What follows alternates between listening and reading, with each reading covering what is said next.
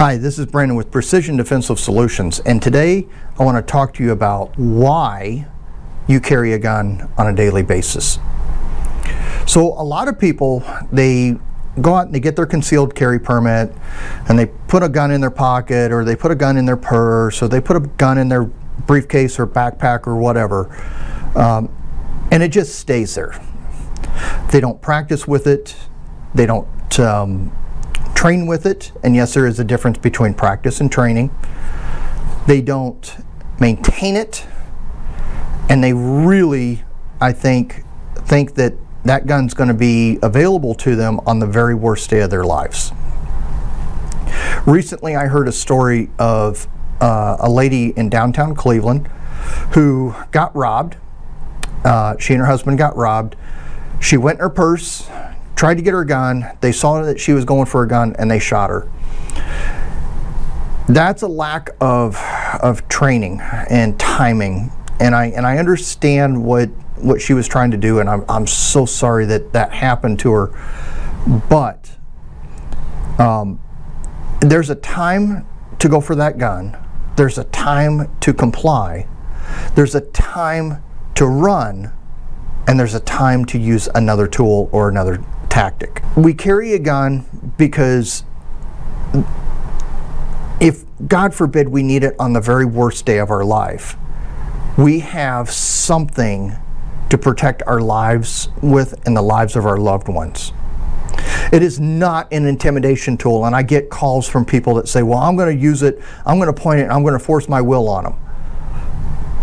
Go ahead, do that. You'll pick up a felony, and I'll be more than happy to sit in court and testify to the fact that I told you that it is not an intimidation tool.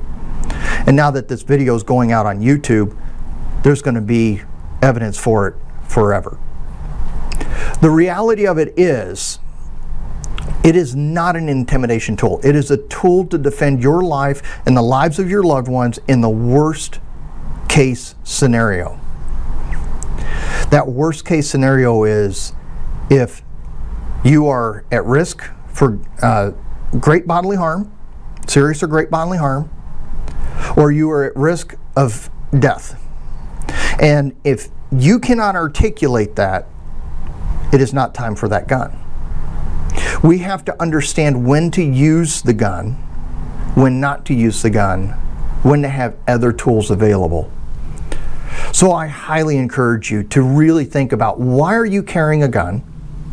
And are you truly skilled enough to be able to do that? And if you can't answer yes to all those questions and give a definitive answer of why, then I highly encourage you to go out and get training.